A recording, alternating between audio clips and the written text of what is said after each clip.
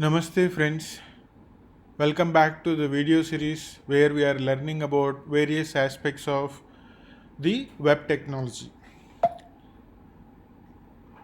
So far we have learned few things. First, that the computer network is essentially a combination of three things: a set of computers and their interconnections. Now that the computers are connected, the third thing is that they are able to talk to each other. The three things: computers, their interconnections, and their communications. Then we have learned that the computers are connected to each other via various mediums, maybe wired like Ethernet or optical fiber, or like wireless mediums such as Wi Fi, Bluetooth, 4G, etc. Now, the third aspect, the computers, they talk to each other just like how humans talk to each other. We have our own languages, and computers have their own languages. They are called protocols.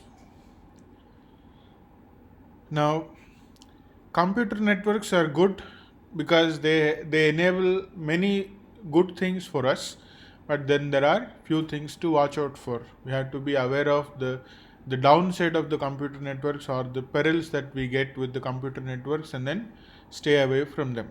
So this is what we have learned so far. In this lesson, we are going to learn specifically about various means of interconnections for the computers, how they are going to get connected to each other, right? As we talked about in the previous slide, the first physical means of connection is a wired connection. There are different means of connections. We all know how different wires can be. We must have all seen different telephone cables that have been there, power cables. So these are all different wires. But what exactly do we use to connect computers? What are those wires? The first set is called coaxial cables. As you can see in the picture, it is essentially something that looks exactly like, if you have seen the cable TV wire. It has a thick conductor in the middle, surrounded by an insulator, which is surrounded by a conducting shield. Essentially, two parts, two conductors, and we have an insulator in the middle. This is exactly the cable TV wire, if you will, right? This is called technically coaxial cable. This is one form of the physical medium that we use for connecting computers. And then computers can also get connected via existing home wiring. For example, we have telephone wires and we have power lines, and then there are technologies that bring internet or the computer networking to the individual computers through these wires.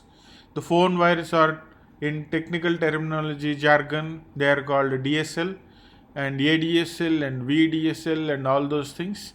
And the power line Ethernet is a new upcoming technology. What these things do is they don't require any special cabling for the home to get the computer network or the internet. They just work on the top of existing wiring in the home. But one of the most popular is called twisted wire. As you can see in the picture, there are four sets of copper cabling, and each of the pair is twisted, and then all the four pairs are inside a plastic enclosure. This is called a twisted wire. This is by far the most popular Ethernet wiring, depending on where we live. And the last one is optical fiber. This is essentially a bunch of glass fibers. They don't take electricity as means of taking the data. They carry light and pulses of light that represent the data, and they use lasers and they use optical fibers to enhance the strength of the light that is going across these glass fibers. These cables are called optical fibers. If you are living in cities, then you must have already seen that the ISPs are advertising fiber connections home. Previously, there used to be Ethernet and there used to be the twisted wire, and they are still very much in use. But then nowadays, people are talking about optical fiber and optical fiber home. Many of the ISPs are giving this supply of this particular wire as means of internet connectivity. Why is optical fiber becoming popular? One, they don't actually conduct electricity for transmitting the data. They use light. And second, the losses of data while the data is getting transmitted in the wire is very less when it is optical fiber. Okay, so these are various physical mediums that we call as wired. So which essentially means any of these different mechanisms to connect different computers, they use wires, different forms of wires. What it means is our next medium that we talk about is wireless. Previous one different forms but all are wires. But here we talk about how computers can get connected to each other using a wireless medium. What exactly is wireless? Most of us think wireless is essentially Wi-Fi because that's a term that we are very familiar with. But then wireless is not just Wi-Fi. Wireless essentially means computers talk to each other using radio waves and microwaves in different frequency bands for communication. Let's take a step back and then understand what is this communication using frequency bands. You all know that humans talk and humans listen. How does what one person is speaking going to other person, how is the other person able to hear it? The scientists deduced that human ears are capable of listening between frequencies 4 hertz to let's say 20 kilohertz, depending on where you are reading this. It could be 20 to 20 kilohertz or 4 to 20 kilohertz, but pretty much everybody says that there is a limit. If there is a limit of frequencies beyond which human ear cannot hear, right? Now this set of frequencies are called audible frequencies. Human voices essentially send signals within this range, therefore the other people's ears we are able to hear them. So the question is, what if I am able to create signals just like voice, but signals that are not in the audible frequency range, signals that are beyond the human ear capable range? There are quite a bit of frequency range that is beyond the human audible frequency range that can be used. This set of frequencies or the range of frequencies is called the frequency spectrum. If you have heard that government of India is auctioning the spectrum for telecommunication, this is exactly what it is. They are saying we have a lot of frequencies that people can use, but for individual telecom companies to use these frequencies, they need to pay money. So then government of India, based on the money that is given, allots a set of frequencies to each individual telecom operator. So this is how the communication happens at a particular frequency range.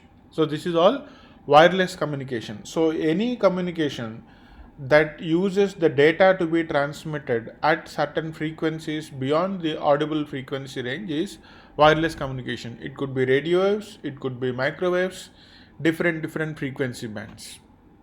Okay. Now what are those things? The first one is a satellite communication. Satellite communication happens through microwaves. The satellites are essentially very high in the air. They are called the place where they stay is called geostationary orbits. Most of them will anyway. And these satellites communicate using microwaves, and they can support voice communication, data communication, and all of us know we are getting TV signals through satellites. So satellites can also be used for internet. but they support a wide range. We can transmit a signal from Hyderabad and can get the signal into Delhi in no time using satellite. That's the extent of communication. Then we have cellular communication. We all know this. All the telecom communication, the 4G and 5G radios and all those things happen using the cellular communication. This uses a slightly different frequency range than the satellite communication, and the range of communication is also somewhat lesser compared to satellite. And we can cover area in kilometers here using cellular communication. The next one is Wi-Fi, and this is the one that we are most familiar with. This uses a different band, which essentially means a frequency range within the frequency spectrum to communicate. And based on the band, the area that the signals can cover is determined. When we are using the frequency bands that are used for Wi-Fi, then the distance with which the distance that the waves can travel are in meters, maybe not more than 10 meters or 20 meters without really repeaters, right? So we use Wi-Fi, and we use the frequency spectrum to be able to communicate. This is the most predominant communication for wireless for internet within homes. And then there are other forms of wireless too, such as Bluetooth, infrared. This is also wireless in the sense that this uses a similar frequency band, but this is a limited distance communication. We have Bluetooth keyboards, we have infrared remotes, and essentially where we don't really want to have wires for everything. This is where most of the time this is the place where most of the time the cables are getting replaced. If you know, about maybe 10-15 years ago, we had USB, we had wired keyboards and wired mice, then wired audio systems, and there are many things that were wired. Slowly this form of devices, they are getting replaced with wireless devices, which either mean Bluetooth or infrared or some form of wireless, where there is no wire between the computer and these devices. They are essentially wireless, right? So these are different wireless communication mediums that are prevalent today. Now we know, so the technology could be wired or the technology could be wireless, but that still does not answer the question, how does computer get connected to this particular technology, right? So let's say we have a wireless internet, but how does the computer get connected to it? We have a wired Ethernet internet coming from a particular ISP, and the signal is available near our home. But how do we get connected? What part of the PC is supporting connecting to internet or a network? So the piece that really sits inside a computer and supports the network connectivity is called a network interface card, and very short form people usually call them as NICs. So these NICs will either support wired connectivity through ports or antennas for wireless connectivity. Let's look at few pictures that show how the NICs are. So the picture that we have on the screen, it's a NIC with a simple RJ45 port. Don't bother too much about the names of these ports. Just consider that they are all computer networking ports, different capabilities. So the one is a NIC with a simple Ethernet port. Then this is another one. It has fiber ports, 2 ports on the same NIC. Then here is a NIC with a coaxial port. This coaxial port, if you remember, is used for connecting to computer networks that have the coaxial cables or the cable TV wires, if you will. And then finally we have a NIC which is not connecting to a wired medium, but that is connecting to an wireless medium. You can see there is an antenna there. The one on the left with a black spoke is the antenna. So this particular NIC allows the computer to get connected to a wireless network. Okay, so we have seen what is inside a computer, but what are the cables?